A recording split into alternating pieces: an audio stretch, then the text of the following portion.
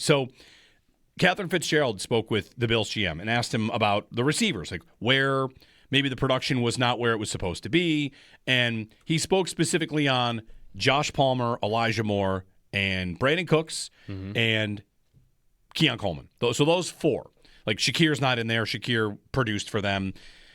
Samuel, like he was hurt, whatever. But you got Bean's thoughts on those four.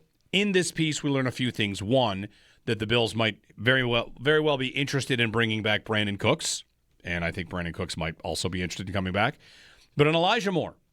So here's what Bean said about Elijah Moore, and this, I think this will take us to a conversation about the GM and the coach being more aligned. He says, quote, Elijah Moore, if you go back, was making plays for us, but the returner position got in the way.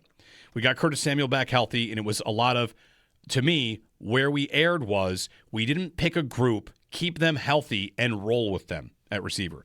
This is something McDermott said, that continuity at the position had been tough. So he goes on to say, Bean, the next week Elijah was down, and this guy's never been down in his life. He's a very accomplished receiver. I think a very good player. But it became, is he up? Is he down? Well, that's not going to foster a healthy dynamic of trust and knowing where you're going to be if you're the quarterback. You don't even know on Tuesday or Wednesday if the guy is up or down yet. He goes on to say they released Moore. They mutually parted ways. He played 9 games, had 9 catches on 17 targets. I know damn well Elijah Moore can play. He helped us win some games, but I don't get into some of those decisions. I try to put myself in, if I was the head coach and I'm in charge of winning games out there, then let me live or die by the 48 players. But Joe and I will be able to have dialogue about that. And I think that's going to improve significantly, us being on the same page. So he maybe thought Elijah Moore should have played more. Right. And there's math on return men, and Ray Davis and Curtis Samuel, and how they were shuffling their receivers with the return game affected Elijah Moore. And, Moore was brought in right after the draft. 9 games, 9 catches, up and down the lineup. But I know damn well he can play. He helped us win games. It seems like Bean is of the belief that Elijah Moore should have had a better opportunity here. He did have 120 catches in the 2 previous seasons. Yes, he did. Before coming to Buffalo. So that could be a valid defense of... But that happened with so many of their receivers that they came here and did less. Like there's a long list of that. Yeah. And it goes to Samuel and Palmer and MVS and Cooper and Diggs when he was here did less under this coordinator, this coach than others. Davis too. So, like, is that the reason why for everybody? It also could be different reasons, right? Like, Palmer might have been playing through injury, and we know Samuel was doing that. It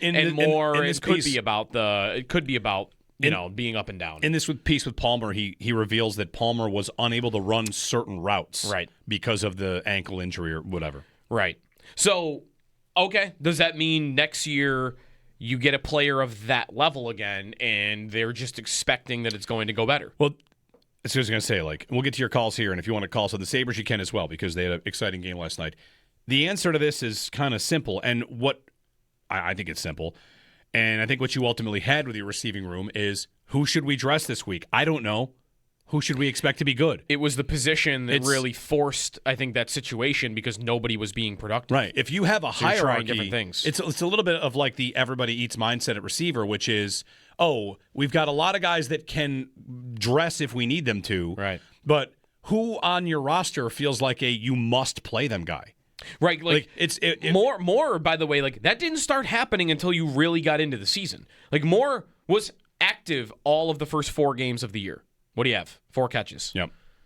Like if you had 9 catches, if you had made a couple more plays, then you're probably not getting scratched the next week.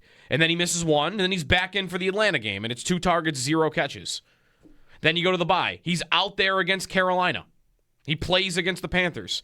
So then he plays against Kansas City the next week. He had one big catch in that game. He's only inactive, I think, for 1 of the first 9 games of the year. Yeah. 9 weeks of the year, so 8 games. And production was not there. And again, like he's saying, you don't know if you're up or down. And that's true, but that's only true, really, I think, after that stretch. Right. Like, after the first half of the year, that was true. The first half of the year, he's there, he's available, he's playing, I'm looking 25 to 40% of the snaps on most weeks, and nothing's happening. Right. So what do you want to do? And then he gets let go. He goes to Denver. He appears for Denver in one game, the AFC Championship game. He caught one pass for 4 yards. Yeah. So, I mean, the idea that, it sounds like a little bit like you're pounding the table. This should have gone better for you, Elijah Moore. And I just don't know what you should expect. I just don't know that would even be the reason what I would give as to why that happened. I've wondered this about Brady. Like, what the list of receivers that you don't get as much out of. And what is, because I do wonder, maybe that is part of it. There's got to be some explanation for a player that has 120 catches in 2 previous seasons. He comes here and it's 9 games. Like, why is the drop-off that dramatic? It's not like he's never playing. He's playing, there are games in here where he's playing 40% of the snaps, and he's not getting more than 1 catch. Why? What is that? That's running the ball a lot, right? Sure. And this is just like, this is just, we're talking bottom of the barrel. How come this didn't work better? I don't know what you should ever expect. Every receiver that is picked up after free agency runs and after the draft, for whatever team they get picked up on, doesn't have to be Elijah Moore. You name the receiver. What on earth should you expect from that player? Well, can I at least expect what they've been giving me the year before? Or what they were giving me on the previous stop? No, you shouldn't. Because if other teams expected that, they would have jobs before the draft. There's a reason these guys are available. It's not just going down. It is cratering. You have a full off season of, but can this guy find a job? Wide open market, anywhere he wants to go. He doesn't get signed. And the draft happens. And the reason it doesn't happen is because, like, a guy like this to give money to and guaranteed money to, if you just draft a guy in the 4th round, you should probably be able to get the same level of production. Like 9 catches in 9 games and 112 yards, expecting it to go better. I don't know. This is part of the thing I wonder about the offseason for them. Shouldn't they fill this position just so they can stop stressing about it? You're constantly working at it. Mm-hmm. Gabe Davis is going to come back, and then it's Brandon Cooks and Mika. If you just, had a hierarchy there, you just stop stressing about it. One position the Bills never stress about is offensive line.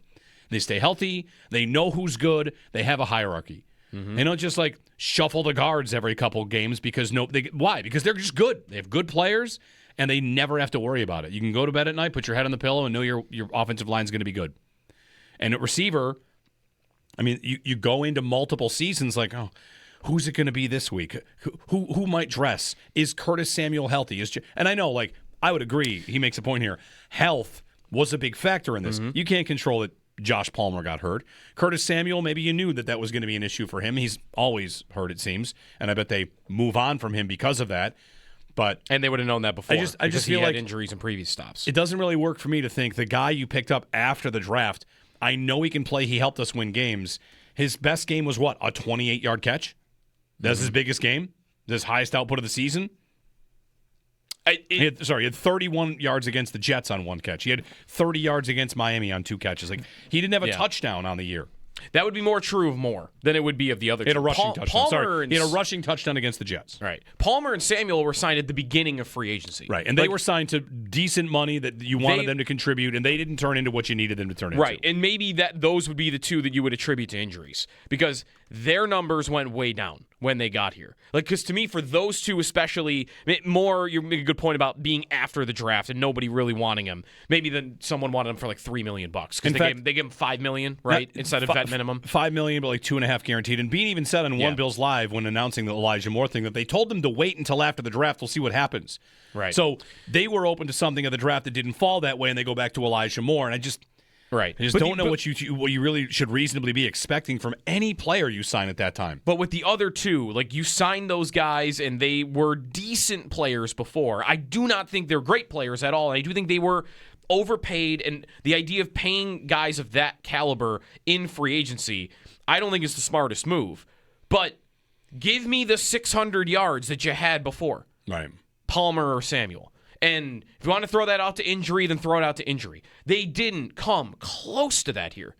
Allen should be getting more out of these guys. That was the reputation, is you come here.